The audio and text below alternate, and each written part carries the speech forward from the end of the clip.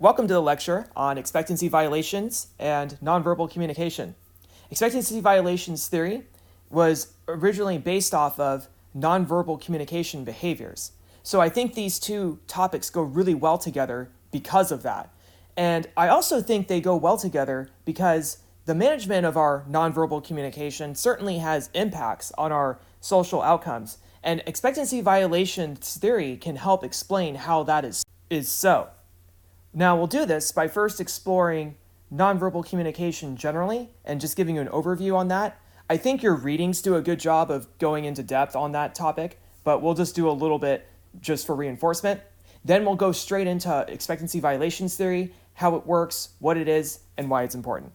Let's get to it. Before we get into the material though, let's watch a little video from Seinfeld that will help highlight a lot of the things that we're going to be talking about today.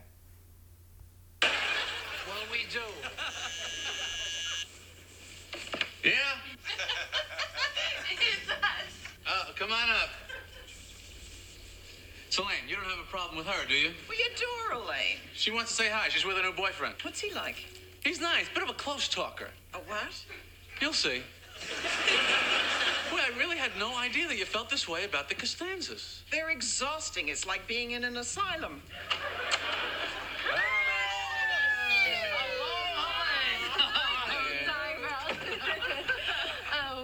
This is Erin. Hello, Aaron. Hello, Aaron. So how long are you folks in town? 3 more days, and then we're off to Paris. We're going with the select charter group. I love France. I was just there last year. In fact, you know, I still have an envelope full of French francs. I'll give them to you. Well, we can't take money. Oh, no, it's a gift from us. Oh, that is so nice, Erin. Isn't he nice? So listen, has Jerry been showing you a good time? No, I haven't. You know, I have a friend who works at the Metropolitan Museum of Art. How'd you like a behind-the-scenes tour? Really? You could do that? Easily. It wouldn't be any trouble? Of course not. When do we go? How about right now? I'm ready. Are you sure? Yes. Okay, let me get my coat. Elaine, what do you say? Well, I don't think so, Erin. I have plans. Oh. How about you, Jerry? I'm sorry. Sure. Could examine the artwork up close. Maybe I'll try and catch up with you. That'll happen. All right, we're off. Okay. Let's go. Okay, bye-bye. Have a good time. Bye. See everybody later. Okay. Now, Let's go tell. if you noticed in that video, you might have seen this before. Maybe watching this, you thought of a friend who maybe talks a little too close to you or like invades in your personal space a little bit. Or maybe you do that yourself and you're now becoming self-aware of maybe your personal space management. But in any case, the guy was well-meaning. He was trying to invite Jerry and his friends and his parents and all that to an event, but the nonverbals are definitely something that's going to be holding him back in his future social interactions and how people think of him. Now, there was a specific nonverbal communication problem that was occurring here. And if you had done the readings before watching this lecture, you might have been able to point out what it is.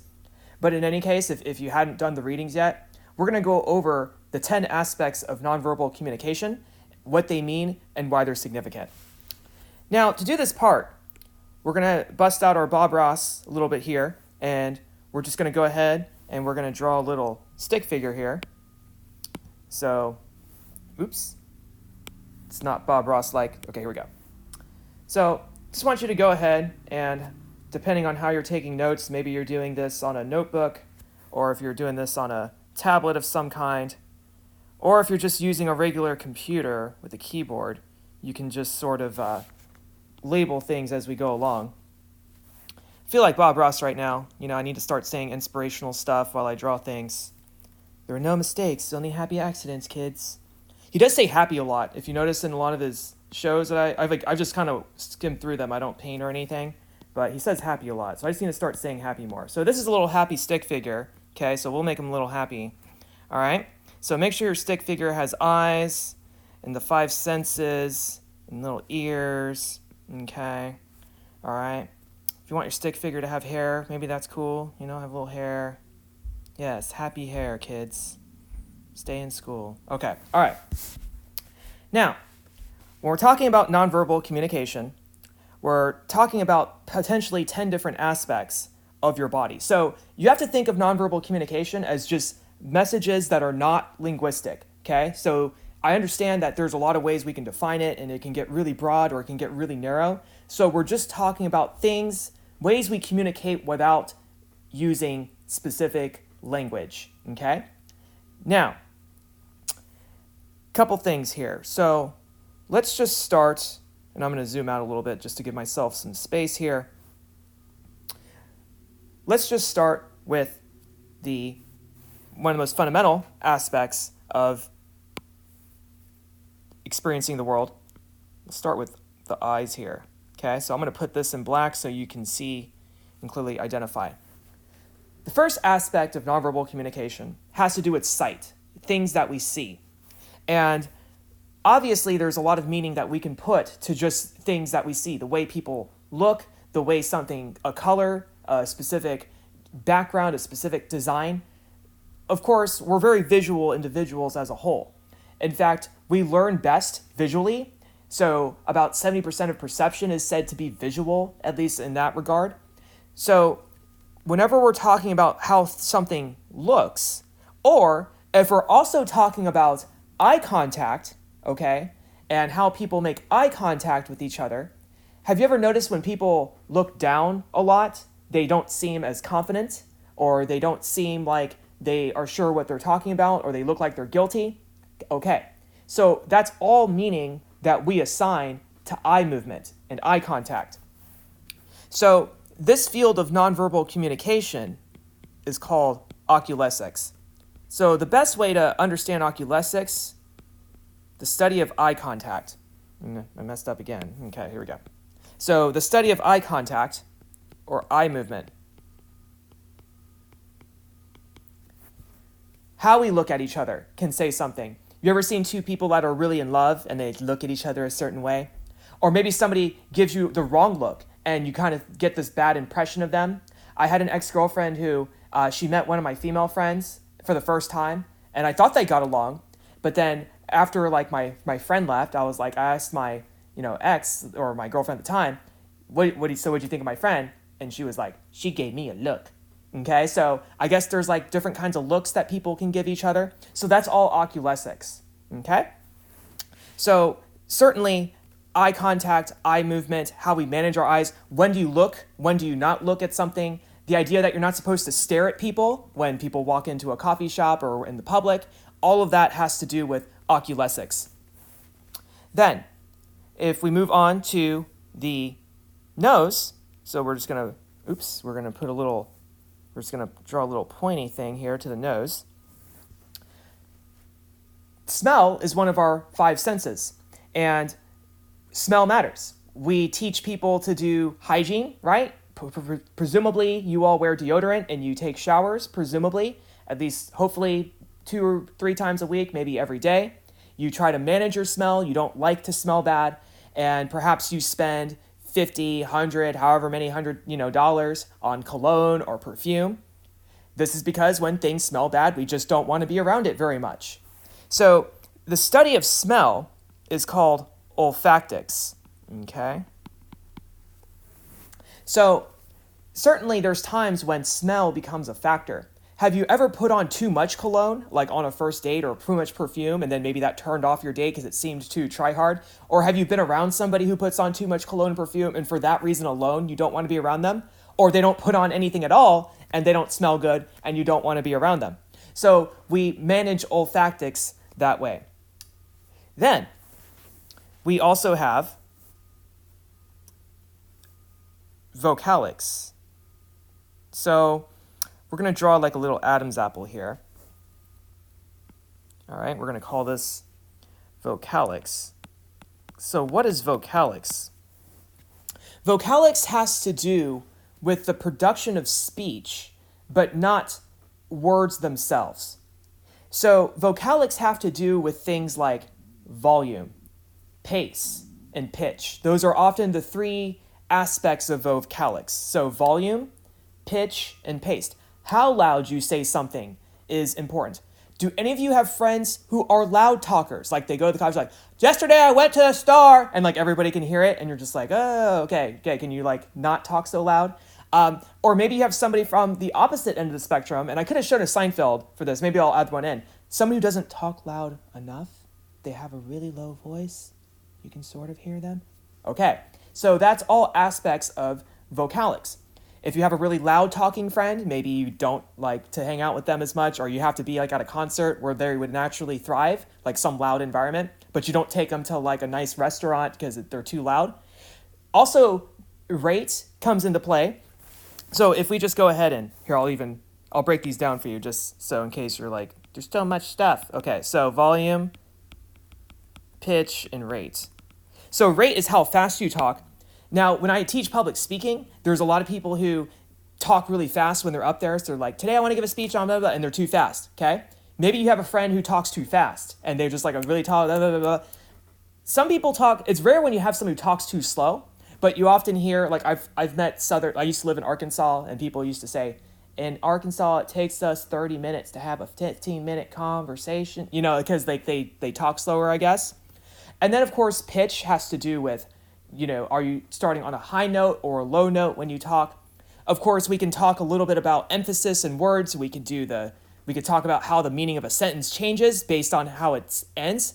So if you remember from Anchorman, Ron Burgundy, you know, Stay Classy San Diego versus Stay Classy San Diego, those kinds of things. So that's all vocalics. Now, we could go into depth on vocalics. We could spend weeks we could spend a whole week on just nonverbal communication. I mean, we could just talk about this, and we could have a whole semester on nonverbal communication. But just want to get you introduced a little bit. Okay, so we have oculesics, which has to do with sight. We have olfactics, which has to do with smell.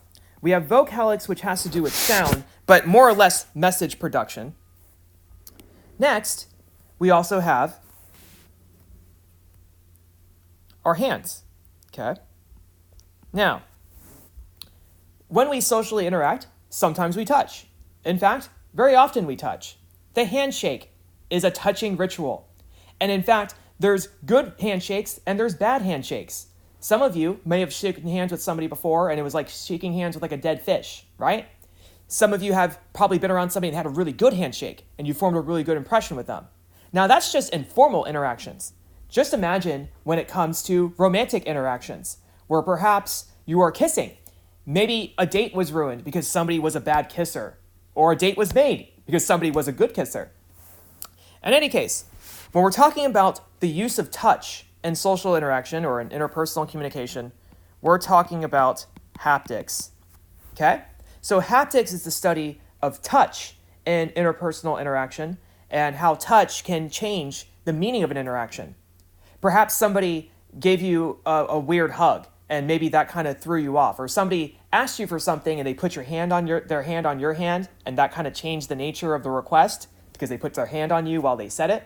So there's all kinds of ways that haptics come into play. Supposedly, I remember seeing a study that looked at how if a server touches the main patron, like the person paying the bill, just like once or twice at some point during the time while they're eating, that the server gets better tips. So it's more of like a formal touch. It's not like you're putting their hand on their leg or something. You're like, would you like some dessert? You know, like anything like that. But just like in the interaction, like, so how is the food? And you just put your hand on their shoulder or something like that. That can have a lot of, supposedly that can help increase their tips. I think that the percentage was by 15 or 20%. Anyways, that's haptics. Next, we also have, we have sight, smell, touch over here.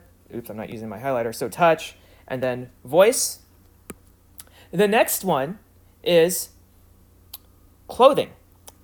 So if we add like a little shirt, let's say, I know it's going to ruin my stick figure now. I'm not going to be able to frame this. YouTube's going to make fun of me. Okay, all right, here we go. So this guy just has a shirt. I know he's not wearing pants. Okay, he's like Donald Duck or something. Okay, fine, he's Donald Duck. Okay, so he doesn't wear pants. All right. Now, clothing is its own thing. Now, we could talk a lot about clothing, but the overall field is called artifactics. And see, artifactics isn't just limited to clothing, the clothing that you wear. It can also include if our dude has a piercing, that's part of artifactics. If our dude has a tattoo, so I don't know where to draw a tattoo on this person, but let's just say, I don't know, 32 tattoo. Okay, so he's part of he's really proud of his soccer team, so he tattooed his number onto his face. Okay, all right. Now, artifactics is the study of objects that we wear or modifications to our body. So artifactics can be a large field. Jewelry, so let's just say this dude's got rings, like he's got 5 Super Bowl rings, whatever, okay? Piercings, tattoos, all of that falls into artifactics.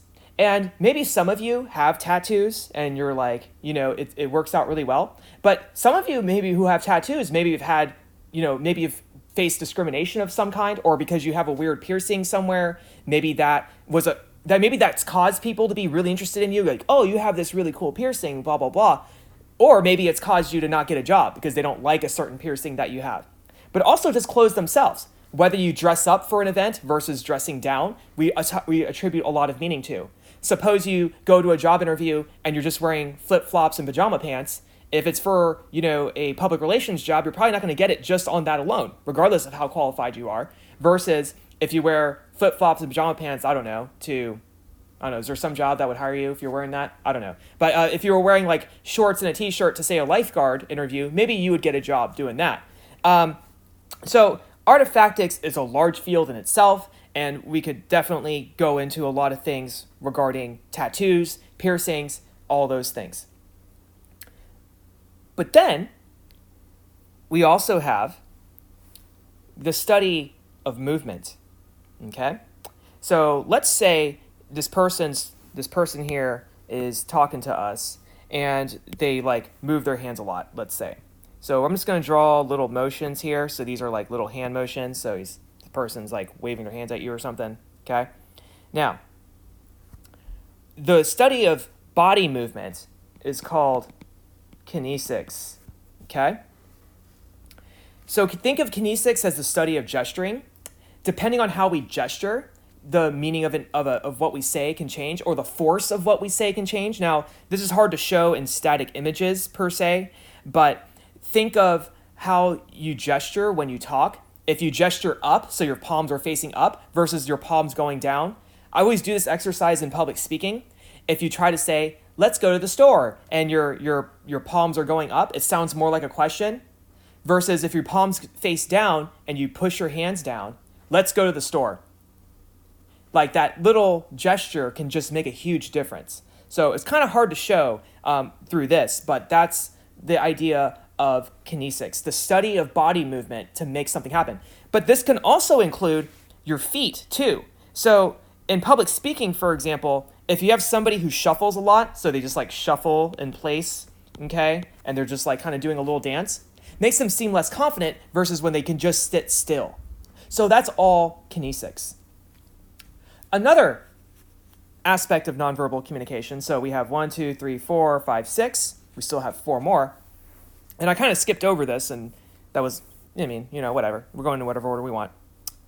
So your face, specifically your facial displays, and this can include expressions of emotions or just your resting face. So we call this just facial displays.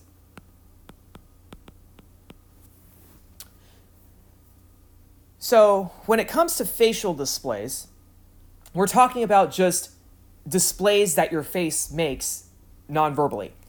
There are universal emotions that have facial expressions associated with them. There's 7, according to Paul Ekman. And those 7 have unique facial expressions to them. And so you can tell when somebody actually is happy because you can look for these specific facial displays. But not only does it include, when you're happy, how much you smile, how much teeth you show, all those things, facial displays can also include just your resting face. Now, I know some people, I've had students before who have said, I have resting angry face, we'll say, okay? Which means that in their natural facial display, they just look angry, okay? They just have one of those natural angry looks. Even though they're not, they're completely happy, go-lucky, happy people, but just their resting face is angry, okay? So that's part of facial displays. Does somebody just look mean? Even if they don't, even if they actually are, and if they open their mouth, but you just look at their face and they just look angry all the time, or the opposite, they look happy all the time. I've seen people like that who have a natural kind of grin to their face, so they always look happy, and then you just they seem more approachable because they just look happy all the time, okay? So that's an aspect of nonverbal communication. So what I tell people who have the resting angry face problem is just to work on just smiling more. So just try to work on just keeping yourself upbeat, not just in your smile, but also in your walk and just how you look at people. So you can totally compensate because usually resting angry face comes from the mouth and then somewhat the eyes. So you just start modifying your internal beliefs or your internal state of mind. And you can still exude a positive vibe, even if you kind of have that angry look. But it's kind of hard to show without doing it through this. But it is possible. It is possible to overcome. Okay, so we have 7 here. That's all facial displays. Now, and this is sort of this next one. So let's suppose this person wears makeup. So we'll go ahead and we'll add some mascara or something, okay? So we'll do some okay, that's not mascara. I know that's not mascara, that's like blush or something. They have green blush on their tattoo, okay? So this is obviously an ambiguous person. Okay, so there's another aspect of nonverbal communication, and if we kind of just point to it, now they just call it beauty or physical appearance. That's what your book calls it. I just rather just call it cosmetics. Ooh, that looks ugly. But remember, kids, there are no mistakes, only happy accidents. Okay, so cosmetics or aesthetics too. And basically, this is the study of physical attractiveness. Now, we can talk about symmetrical and asymmetrical faces, but that's kind of more, that sort of falls into beauty. So that's why this doesn't have a universal term. But this also includes the ways we manipulate our body to be attractive, specifically through makeup. But also, this can include hair as well. So we all have different hairstyles, so we can point to hair here, and how you manipulate your hair, guys with long hair versus girls with short hair. This also includes shaving. So does this person have a beard, for example? That's all part of cosmetics. Does having a beard make you more attractive or less attractive? This is all part of beauty. And then, of course, what do you shave exactly? So do you shave your legs? Does this person have hairy legs? That's all part of cosmetics. Do they shave their armpits? In Austin, it's one of those things. So all of this goes into how we form impressions of people. Maybe you didn't like someone because they were too hairy, or maybe you thought this person's hairstyle is really cool. I want to get to know this person. So all of this is part of cosmetics, aesthetics, beauty, and just general attractiveness is what we look at. And so we can talk about the halo effect and how attractive people seem to be treated better than people who are not attractive. They're at least given more credibility. We can talk about the Proteus effect. So the Proteus effect, this is not in your book, but the Proteus effect says when people feel more attractive, they tend to take more risks socially. So they tend to be more conversational, and they tend to be pickier too when it comes to partner selection. Man, that's another, I need to work on writing. This is this new program that I'm using, and then I just got to know how to write on my iPad. Okay, so there we go. So Proteus effect. We could also talk about, so this is good for comm majors, interaction appearance theory. And these things probably won't be on your quest because it's just we're not spending enough time on them. So interaction appearance theory. And in this theory says that it doesn't necessarily matter how physically attractive you are. I mean, it does to a certain extent because it's a starting point. But actually, your personality can make you more attractive or less attractive. So the more satisfying your interactions are with someone, the more attractive you can become. So somebody could say, like, if we do the 10 scale, I know it's like the 10 scale. Okay, so somebody is a 6, for example. But if you have really good positive interactions with them, interaction appearance theory says that you can actually go up the scale and become like a 7 or an 8 without changing your looks because of the nature of your interaction. So just remember that. If you study communication, you can increase your looks. You can look better, you can be more attractive without having to change anything about your looks, but just by being cool. Okay, cool. All right. So major and comp. All right, next thing. We have kinesics. We've done that. Okay, so the next one, and this is where the Seinfeld episode comes into play. So we're going to draw a little circle here. Okay? And this is your personal space. Okay? The management of personal space, how close we are to people when we talk to them, is called proxemics. If somebody gets up to your face and says, give me your keys, okay, you might take that as confrontational versus somebody's like far away from you, can you give me your keys? Might take that a little differently. If somebody walks too close to you or talks too close to you, like in that example, we tend to take it differently. So proxemics is the study of personal space, the management of space, how close we are when we say something versus how far away we are from something. There's, 4 different personal space territories of differing lengths that we could go into, but that's just enough for now, proxemics. Now the last one, and a lot of people are thrown off by this one because it doesn't have really much to do with the body per se, but it has to do with when things occur.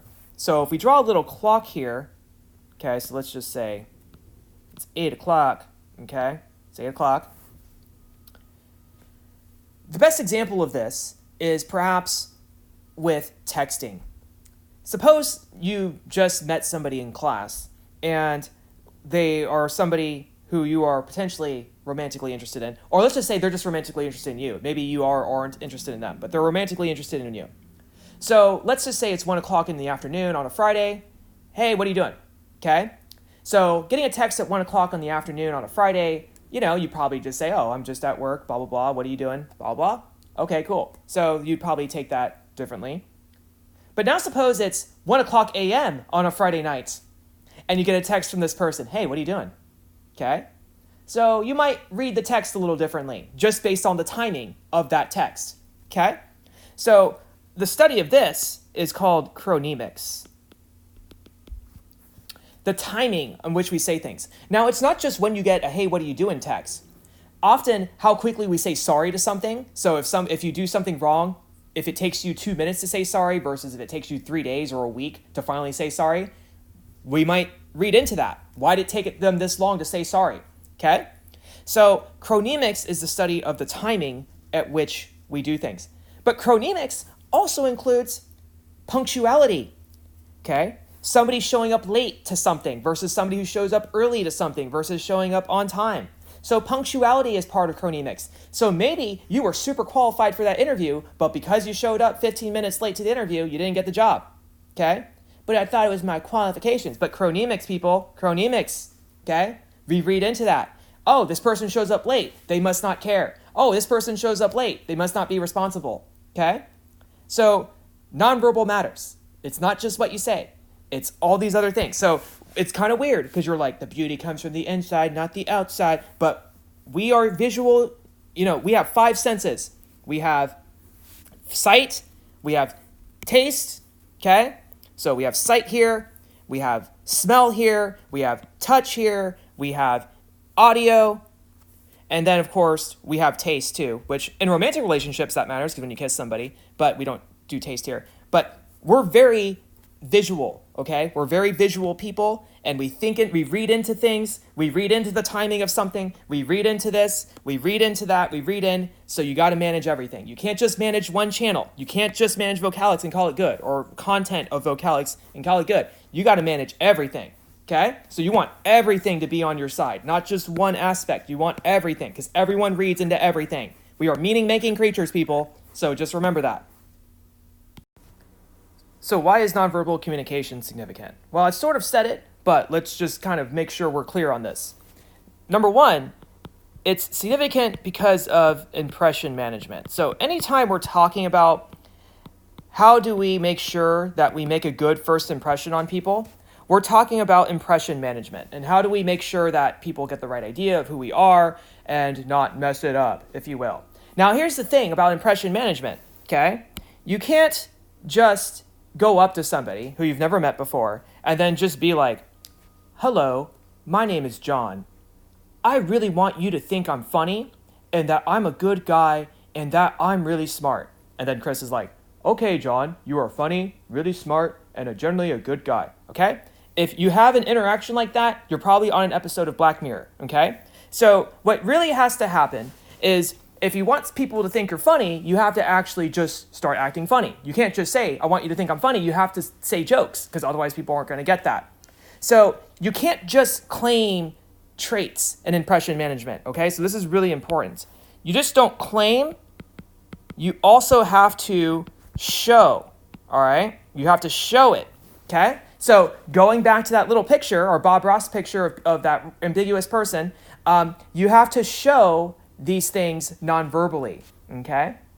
Now, the other reason is relationships, relationship management, which is what we're all here to study, right? In interpersonal, well, we will talk about relationships.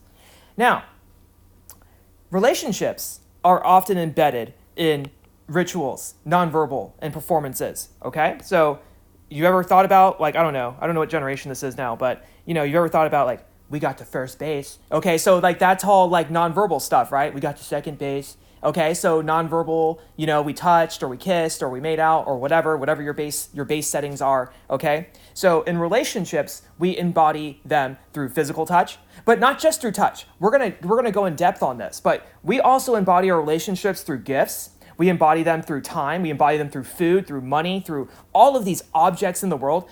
Our relationships might be marked by cultural artifacts, like a song. So maybe you and your best friend have a song, like when it comes on, like you start going crazy or whatever. Okay, so there's a lot of things that are not language or they're just objects that really impact. Pictures together, right? So a picture of you on Facebook and you're together because like you have you and your partner and like you have a photo together on your Facebook and your profile page or Instagram or whatever. Okay, so all these things are nonverbal. Now, oops, I'm going back to red here, so dang it. Okay, here we go. The next is we have persuasion. Now, this is not a persuasion class, unfortunately, but in persuasion, there's a lot of aspects of nonverbal communication into that. Now, it's interesting because there is a TED Talk, and it's called, here, I'll write it on the side here, just so you all can, if you want to watch it. It's called Body Language, Your Body Language Shapes Who You Are. It's like one of those top 10 TED Talks. Who are you? Who are you? Okay, so Who You Are. And it's by Amy Cuddy. I would show it here, but I don't want to run too long here. It's a 10-minute, it's either 10 or 15-minute talk. So anyways, Amy Cuddy, it's a TED Talk. And just look it up. It's not on the Quest or anything, but just if you're really interested in this idea. The idea is this. In persuasion, if you want to feel more confident, sometimes the external changes the internal. If you change your body language, you'll start to feel better about yourself. And so one of the theses is, if you sit in a power position, even when you're not feeling confident, your body will naturally start feeling more confident because the external changes the internal. Another example of this too, as far as the external changing the internal, if you watch Netflix, Queer Eye for the Straight Guy is a whole show about how your external can change your internal. You see those guys who aren't well kept, but just by getting that makeover and changing how they dress and what their hairstyle is, they feel better about themselves. That's the external changing the internal, okay? So there is that factor. But then, of course, you have the internal affecting the external as well. Also think of persuasion as being, versus putting your hand on somebody's shoulder, dressing up, all these things. Now, unfortunately, this is not a persuasion class, so we can't go into too much depth, but just keep that in mind in the future. Maybe you have a great message, but you're not presenting it well. And presenting it could be nonverbal in nature. So that's the first half of this lecture. I'm going to break this up into two, so that way you can take a break, take a bathroom break, all those things, and come back for the EVT segment in the second lecture. All right, welcome back to EVT and Nonverbal. This is part 2 of the lecture on expectancy violations and Nonverbal Communication. I suggest watching the first part if you did not watch the first part to get you ready for the second part, which is on expectancy violations theory.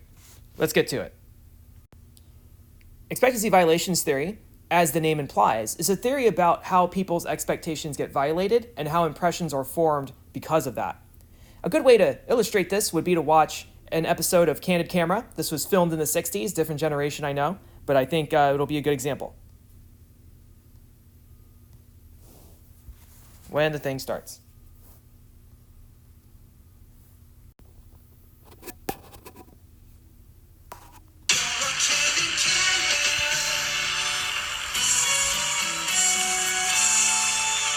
These girls were introduced to their handsome new teacher, and we got a chance to watch and listen after the fellow left the room.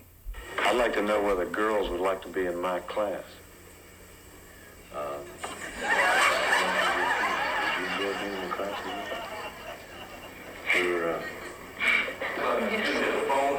Thank you, Mr. Wayne. Will you all bear with me? Can you have patience just a second and let me answer this? I'll be right back.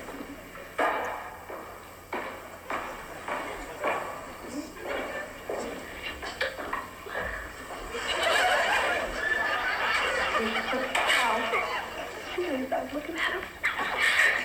It's gonna be okay. You can turn this down.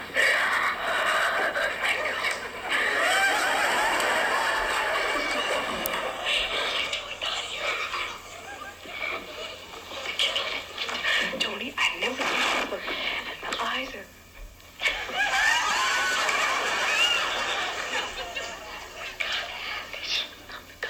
Like all the girls, like he's young too. He must be at least around 24. And it's the same type of situation, except now boys are at the table, and they're going to meet their pretty new teacher, and here she is. And after she leaves, we'll see the reaction. Hi. What's your name? Charles Burgoyne. Hi, nice to meet you. Joe Paul. Nice to meet you. My name is Miss Darling, and I'm going to be a new teacher in social studies. That's good? Yeah, so. If you're wanted on the phone, Miss Darling, would you follow me, please? Oh, would you wait here for me a couple of minutes? I'll be right back.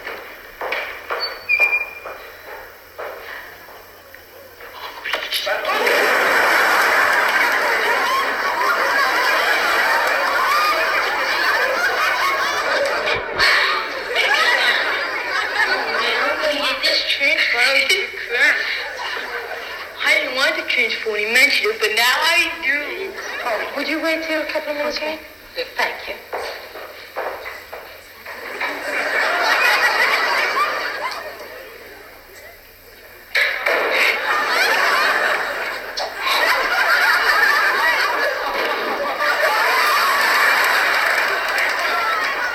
Oh, could you just wait a couple of minutes? Oh, sure. Thank you.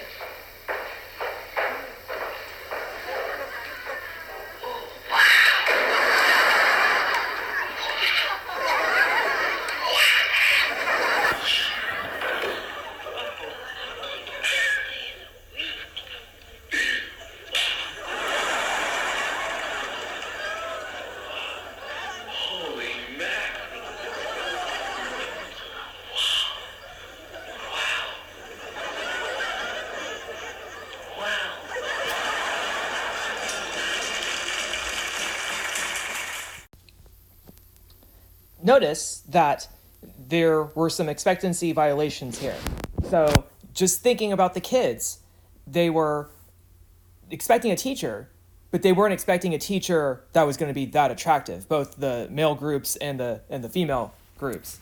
And it seems to be, it was going to be a positively balanced violation because this is generally thought to be a good thing. So let's run through expectancy violations theory and we can walk this step by step as far as how violations were, or how expectations were violated and what the implications are. To understand EVT, we're going to draw a little process model here.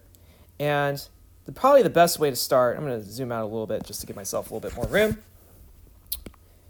The best way to start is to understand that we first have expectations.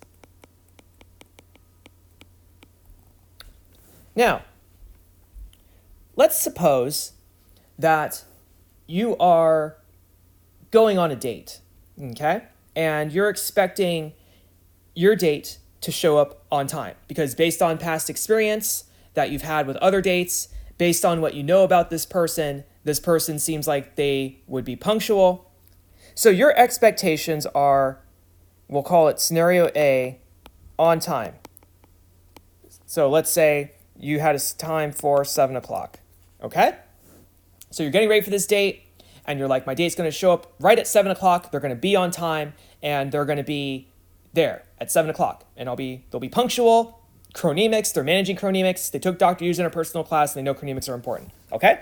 So think of expectations as just that. What's in your head, what the person is expecting, the audience, the viewer of the interaction, what are they expecting, okay?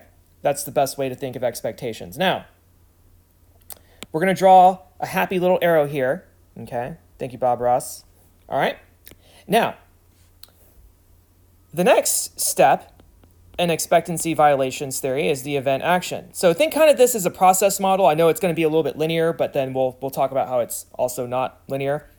Okay, so the event action is the actual event happening, okay? So we have two scenarios here. Scenario A is your date shows up at 7. So let's say it's 6 o'clock and you're getting ready and you're like, my date's going to pick me up at 7 o'clock. Okay, cool. And then event action A happens. Date comes at 7. Date is on time. Okay, that's event action A. It's like a scenario, okay? But let's just suppose, too, that there's another possible scenario. And let's say, for this scenario, your date arrives 20 minutes past, okay? 20 minutes late, okay? So these are two possible event actions that could occur, okay? Only one of them is going to occur, but just so I can show the theory as a whole, I'm going to put both down so then you can see how they play out depending on whether expectations are met or not met. Now, the third phase is what we call orientation, okay? Now, generally, if something occurs that we don't expect, we go through an orientation phase. Now, we sometimes do this even when our expectations are met, if we're still kind of skeptical. But orientation is basically the process of appraising. And when we say appraise, that generally means making sense of and also making sort of judgments about. And when we say judgments, we just mean like, did they mean it? Did they not mean it? You know, was it good? Was it bad? All of those things, okay? So think of orientation as a sense-making process where we try to make sense of what just happened, okay? Now, in orientation, there's 3 factors that we consider when an event action happens, especially when it doesn't meet our expectations. So let's do scenario B first, okay? So let's say you're expecting your date to arrive on time at 7 o'clock and your date arrives at 7:20. What you're going to do is you're going to go to orientation now. And in orientation, you're going to consider 3 things. First, you're going to consider intention. Okay? With intention, what you're thinking about is, did your date show up late on accident or did they show up late on purpose? So you might consider, well, did they have a long drive to come, to get from point A to point B? Do you live in some complicated area where it's impossible to find your place and you couldn't find it with a road map and a 6-pack because you live out in the country in Texas? I mean, who knows, right? So these are intention things that you think about. Did they do it on purpose? Was it their fault? Or did your date just be like, oh, I decided to show up at 7:20 because I felt like it? Okay, so then that's different than like, oh, I was 20 minutes late because I couldn't find your house because it's not in the GPS area, blah, blah, blah.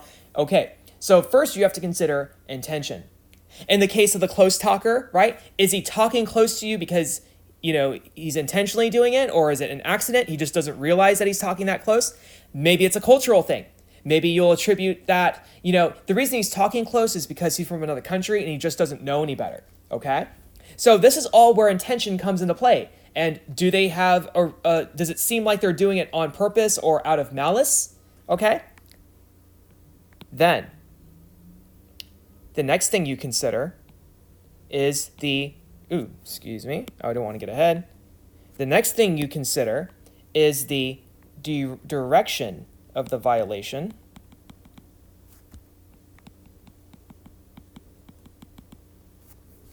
Okay? Now, direction of the violation has to do with whether it was too late or too early, too long or too short, too close or too far. So, in this case of the date, right, the direction of the violation was late, okay? It was 20 minutes late. What if your date had shown up 20 minutes early? So, if your date shows up early, is that bad? Versus if your date shows up late, is that bad? Or if this was an interview, showing up 20 minutes early to an interview probably wouldn't raise too many eyebrows, but showing up 20 minutes late to your interview probably would raise some eyebrows and not get you the job. So direction has to do with too close, too far, too early, too late. What was the standard? What was your standard and how was it not met? Was it because it was not enough of this or too much of that? That's what direction of the violation is. And then the third factor you consider is magnitude of the violation. Okay? Now with magnitude of the violation, what you're saying is to what degree of the violation was this occurring. Consider, what if your date showed up 5 minutes late as opposed to 20 minutes, okay? So the magnitude's a little bit different there. Maybe you'll be more understanding because it was just 5 minutes or if it was 3 minutes. But showing up 20 minutes late, showing up an hour late, so same direction, but different magnitude. The magnitude is what changes how you process and appraise that violation. Now, there actually is a fourth too, and I almost forgot it. Good thing I did not. Okay, so let me just zoom. Okay, that's not what I want to do. I want to zoom. Okay, all right. Whoa, I kind of messed with this a little bit. Sorry, not trying to make people seasick here. Okay. Just trying to set this up. Okay. Oh, that's like, whoa. Okay. All right. Sorry, still using this app, all that stuff. Okay. Next thing. Yeah, I know it's crooked, but okay. I don't want to get lost here. The next thing is you have to think about reward value. So what do you mean by reward value? Okay, this is bugging me. Okay, so what do you mean by reward value? All right. Well, here's the thing. The communicator, the person committing the violation, might have a reward value assigned to them. Specifically, do we like them or not like them is a very common way of deciding reward value. Imagine if this was your best friend who was showing up 20 minutes late versus a first date. So your best friend shows up 20 minutes late to go shopping. Yeah, that's maybe a little bit different than this person you just met and it's your first date, it's your first impression, they show up 20 minutes late. So reward value has to do with how close we are to the communicator, whether we like the communicator, is this somebody we have a history with, is this somebody who we attribute positive value to. But we get really mad if the cable guy shows up 20 minutes late because the cable guy doesn't have high reward value. They better show up at a time because they ain't making me wait, okay? So reward value has to do with, do we like the person? Do we attribute positive value to them? Okay. So your date shows up 20 minutes late, and then you're going to have to consider all of these factors, right? Intention, direction, magnitude, and reward value. How much do you already like your date? If you already really like your date, you might forgive them. You're just like, oh, well, I really like them, and that's okay. I won't make it a big deal. But if you're kind of not sure about them, that might be the straw that breaks the camel's back. Okay? Next, we have this thing called valence. Okay? And in valence, all right, there are two ways we can attribute valence. There's either positive valence or negative valence. Okay? So after we do orientation, we assign a valence to the event action. Was it a positive valence or was it a negative valence? So showing up 20 minutes late, we might decide is positive overall, or we might decide that it's negative overall. So that means it's bad for the person. We attribute negative emotions to it. If we attribute positive, we attribute positive emotions to it and a positive impression on the person. So after considering these 4 factors, we decide whether the event action was a positive action or a negative action. Okay? Now, let's go back to this scenario if your date was on time. Okay? Now, you still might do orientation just to if you're really surprised that they're on time, but if you're surprised, then that wasn't your expectation. But your date being on time could still be a positive thing. But let's say your expectation was your date was going to be 20 minutes late, and then your date shows up 20 minutes late, and it makes you angry. Okay? So that's still a negative balance. So if you change your expectations here to my date's showing up 20 minutes late, my date shows up 20 minutes late, and therefore they met my expectations, which are already negative, then it's still a bad fact about your date. Even though they met your expectations and they showed up 20 minutes late because you expected them to show up 20 minutes late and they showed up 20 minutes late, it's still a negative thing. Or you expected your date to show up 20 minutes late, but then your date shows up on time, and then actually you like punctual people, so now that's a positive outcome. Okay, so you're probably thinking, wow, that's a lot to process. Is there a simpler way to look at this? Yes. Okay, so let's talk about outcomes. So the best way to break this all down is to make a little table. Okay, so we're going to make a little table now. Okay, so you can do this on whatever device you're using. So make a little table, and we'll say expected behavior, and then unexpected behavior,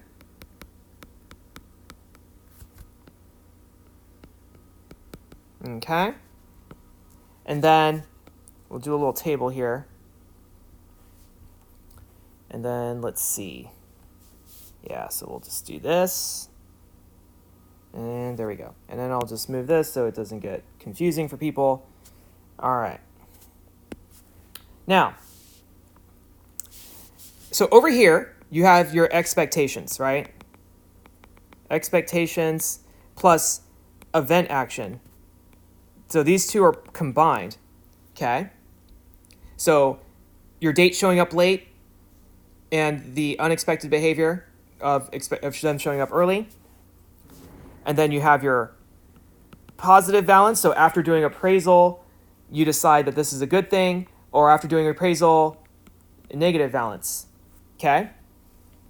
So let's say that you expect your date to show up on time, and showing up on time is a good thing, and your date did that. So your date showed up on time, and they did that. So therefore, this is a positive confirmation. That's what we would call a positive confirmation. You expected them to show up on time. They showed up on time, okay? So that's a positive confirmation. You were expecting good things happen, positive confirmation.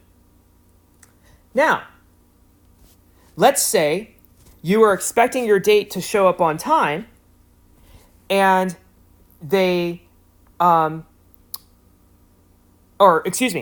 let's say you're expecting your date to show up late, your date shows up late, and being late's a bad thing, then that's called a negative confirmation, okay? Think of it this way as another example. So just to make this clearer. Let's say there's a restaurant that has really bad customer service, okay? And you read the Yelp reviews, and you're like, this place is going to be terrible customer service. Okay, so you show up to the restaurant, and actually, yes, the customer service was terrible, okay? So you expected terrible customer service. They gave you terrible customer service, and that's a bad thing. So that's a negative confirmation. They confirmed the negative thing that you expected from them. They lived up to your low, this is terrible standards, okay? So they confirmed a negative, all right? Now, let's say you go to that restaurant and you were expecting bad behavior, like you're expecting bad customer service. So you read the reviews again, and it's like bad customer service. So you're expecting bad customer service when you walked in. So here's the thing though. You go to the restaurant and they actually give you good service. So you weren't expecting good service, but they give you good service. So now this good service is unexpected behavior, okay? You were expecting terrible customer service, but actually they were really nice to you. They gave you free dessert. They sang happy birthday to you. The waiter patted you on the shoulder, so you got 15% more tips because of that study, all that stuff, okay? Well, we tend to, good customer service is generally a good thing to us. We tend to balance that as a good thing, okay? So, what do you call that? You call it a positive violation. So what that means is they violated your expectations in a good way. You had low expectations going in. You thought it was going to be terrible. You thought they were going to spit in your food or whatever. And it turns out they were really nice. They gave you stuff. You had a good time. You enjoyed your food. Okay, so that's a positive violation. So now you might like the restaurant even more because they violated your expectations in a good way. And then you might go on Yelp and be like, I don't know what the previous reviewer was talking about because they were really nice to me, and then all that stuff. Then you have debates on Yelp, okay? So that's possible. But what could also happen is this.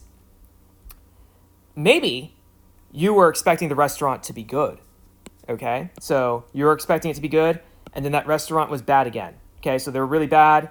They were mean to you, all that stuff. So maybe somebody like said something rude to you in the restaurant and it was unexpected, and you were expecting really good service, okay? Now, when you expect something good, but the person does something bad, okay, that violates your expectations, then you have a negative violation, okay? So a negative violation then affects how you think of the person because they did something bad that you weren't expecting, okay? So that's a negative violation. Now, you're probably wondering, so what does this all mean when it comes to impression management and interpersonal communication?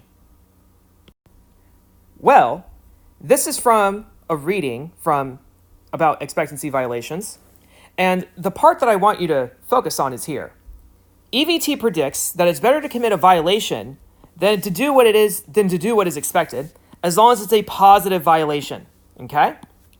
So one of the biggest things that you can take away from EVT is it sometimes makes sense to conform and to meet people's expectations, but what makes good customer service, for example, is not just meeting customer expectations, but exceeding them. Now, I'm sure like those of you who worked in customer service are like, we don't meet, we exceed. Okay, but this is what they're talking about essentially. Find ways to make your service memorable by doing things that people normally don't do in a typical customer interaction that is positive, okay? Because that's the thing. If you do something that people don't do that's strange or creepy or whatever, then it's going to hurt you even worse. So the idea is if you want to make a positive impression, then do things that violate people's expectations in a good way. Now, the problem is you don't always know what people's expectations are. And you can't go up to people and say, hi, John, what are your expectations in this interaction? Because I would like to exceed them. Okay, once again, that's weird, that's strange. I would not do that if I were you. Okay?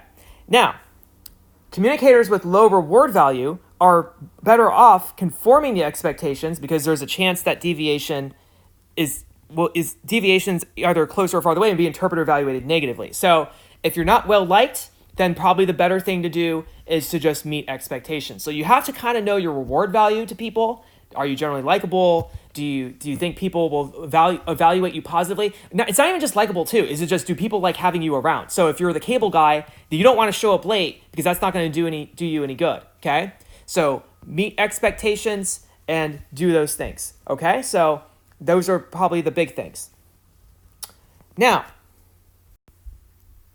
if I had to summarize everything today, there'd probably be 4 things I would want to say here, okay? The first thing is communication is not, no, I'm gonna do this math style, okay? Communication does not equal just talking, okay? That's number 1. Communication is about performing, okay? Communication is performance. So what do we mean? Talking is just one small aspect of interpersonal communication. What you say is certainly important, but it's not the only thing. Because we have five senses, okay?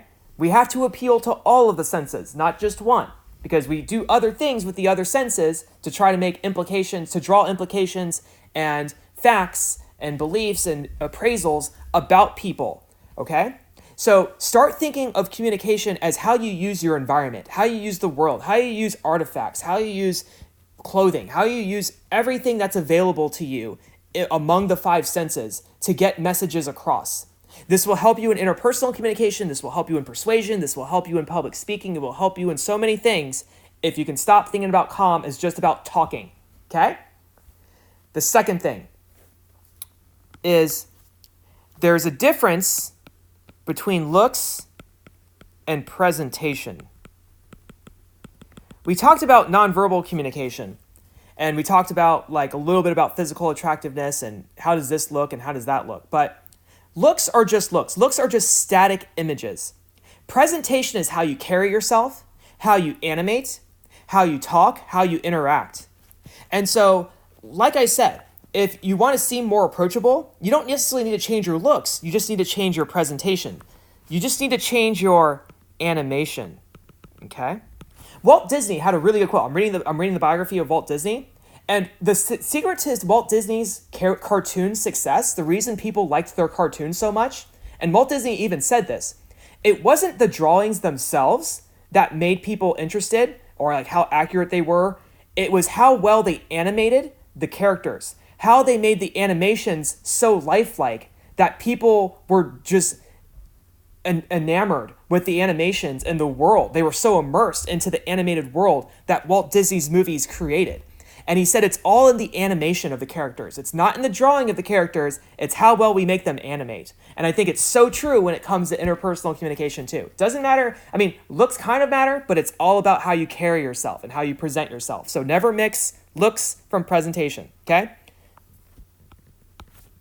And then the third thing is expectations sometimes should be met, sometimes should be violated, okay? Sometimes met, sometimes meet them, sometimes you got to violate them. I think that's what EVT tells you. And you just have to know what your reward value is, what people's expectations are. And a lot of times that's scripted in social interaction. So interviews, there's a general script to how those go. So you kind of know what the expectations are just by that. But sometimes you have to violate them too, but just in a positive way, okay?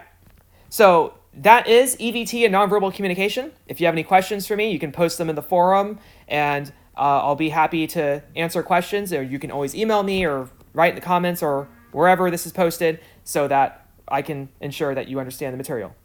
It was fun.